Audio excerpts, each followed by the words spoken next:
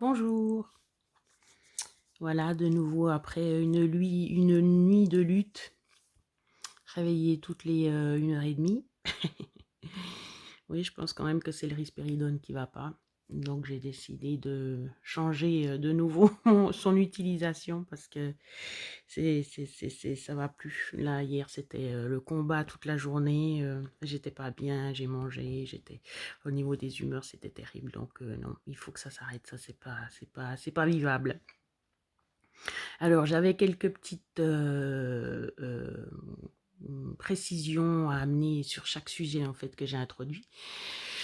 Euh, Par exemple, par rapport au temps que ça demande le matin, j'ai calculé pour les 3 choses dont je vous ai parlé, c'est-à-dire la cohérence cardiaque, après l'élimination des traumatismes en soufflant, en sortant l'air, plus après, par exemple, la méditation de 15 minutes sur le stress et l'angoisse, ça demande à peu près une demi-heure. Donc, ça veut dire que voilà, si tout d'un coup vous preniez le temps de lire le journal, ce qui fait partie aussi des prochains thèmes que je vais aborder, voilà, c'est pas non plus, à mes yeux, c'est pas non plus une bonne façon de commencer la journée parce que c'est plein de voilà, c'est rempli de stress, que ça soit au niveau des idées, de toujours gagner de l'argent, de travailler à fond, et cetera. De stress par rapport aux images de terreur que ça vous amène sur les feux par-ci, sur les kangourous, les koalas par-là décimés, enfin brûlés, sur tel et tel qui a violé, tel je sais pas qui. Non, c'est vraiment terrible. C'est toutes des énergies négatives qui vous servent à rien en fait, parce que ça vous sert à rien de savoir. Mon père est totalement euh, pense totalement contrairement. Ouh là là. Par rapport à ça. Pour lui, il faut se tenir au courant et tout, parce que c'est pas normal, parce qu'il faut faire quelque chose, mais en fait, il fait rien de toute façon, à part être en dépression et puis se démonter les énergies chaque jour en, en râlant, en trouvant ça pas normal, en étant choqué, en étant triste, en étant... ben oui, parce que c'est normal, hein, on peut pas ne pas compatir, donc voilà. Donc, si vous mettez une méditation en remplacement, ça peut que vous faire du bien et puis vous faire commencer calmement et tranquillement votre journée. Donc ça, c'était par rapport au temps que ça pourrait vous prendre.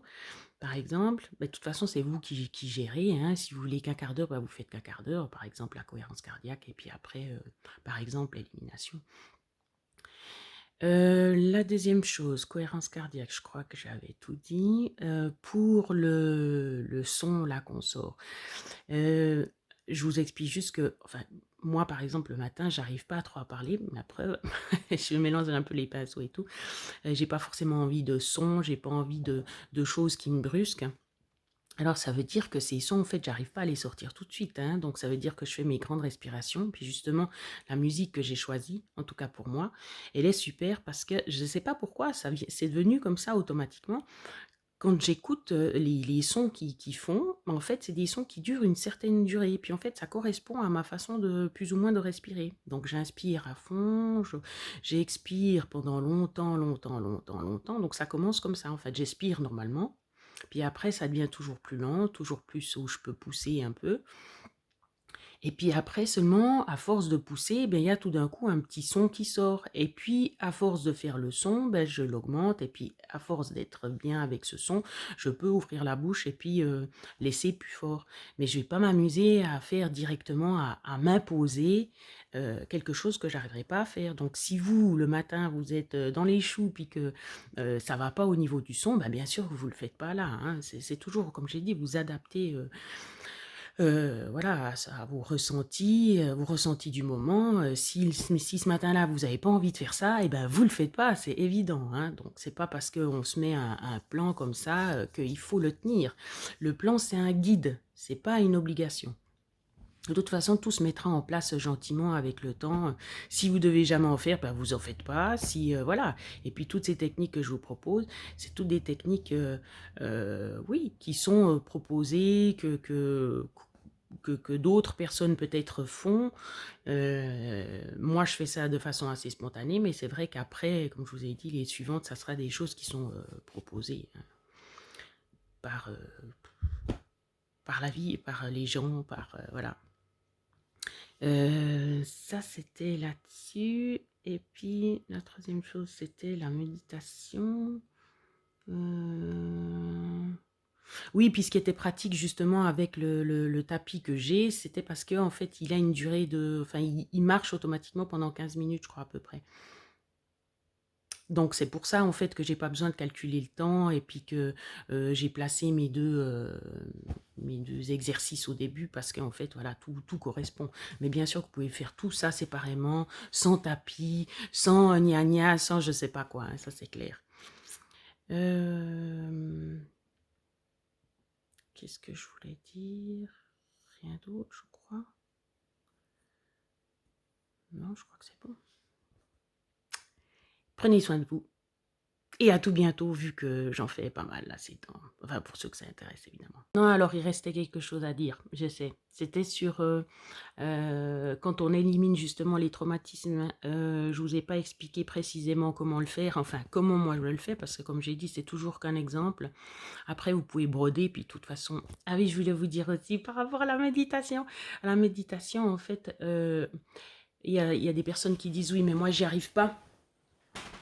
C'est vrai que enfin, je veux dire, l'esprit y part, donc ça c'est normal. Et puis il faut pas vous en vouloir, de toute façon ils le disent, hein. Donc même si votre esprit part, au bout d'un moment il revient sur la voie, et puis il part, il revient. Et puis plus vous ferez de méditation, plus il restera plus ou moins accroché. À part bien sûr si tout d'un coup vous êtes fatigué ou bien etc etc. Mais c'est pas la même chose, c'est pas une obligation de tenir. Bien sûr que le but c'est d'écouter ce qu'elle dit.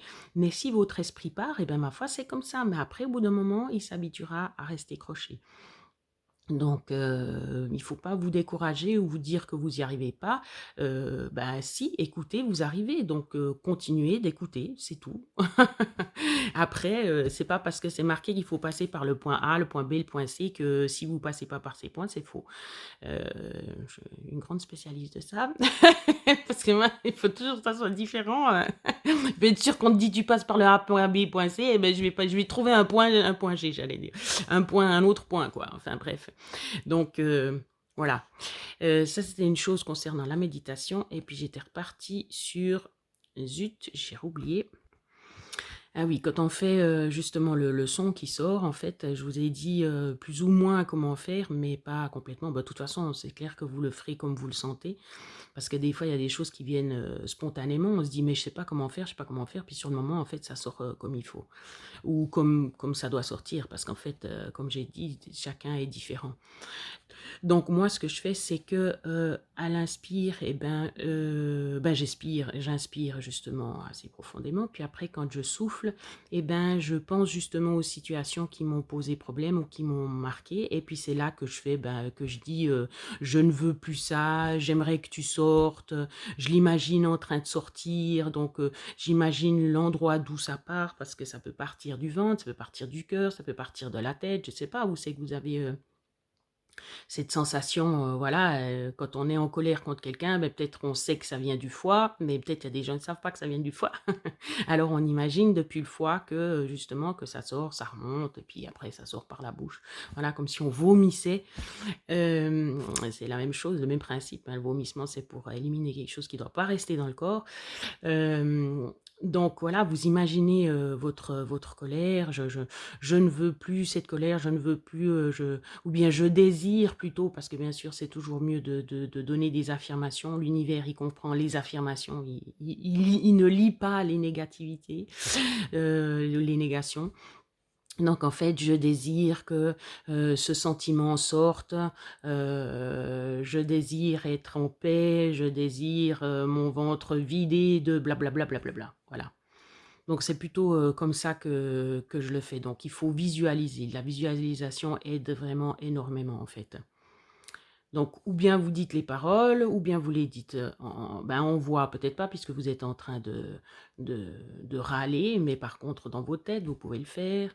Peut-être qu'à la place du râle, vous pouvez aussi commencer par dire les choses. Sors de mon corps, machin, blablabla. On n'est pas en train de faire de l'exorcisme, mais c'est presque ça, hein. De toute façon, c'est quelque chose qui est dans le corps, puis qui ne doit pas y rester. Donc voilà. chaque chose que vous voulez sortir, et ben, que vous considérez qui n'a rien à faire dans votre corps parce que ça vous pourrit la vie, parce que c'est quand même le cas, et ben, vous le faites sortir comme ça. Alors c'est pas comme si on n'en avait pas, hein. Je pense que n'importe qui, même quelqu'un qui vient de vivre une mauvaise prise de bec avec ses collègues au travail le jour d'avant, et ben, à moins que vous le fassiez le soir par exemple, c'est la même chose, et puis vous sortez ça. Voilà. Je désire être en paix avec cette personne, je désire qu'on puisse parler, ou je désire justement sortir cet énervement qui a été créé. Je sors de moi, voilà, tu n'es plus le bienvenu, mais bon, ça c'est justement une négation. Enfin voilà. Voilà,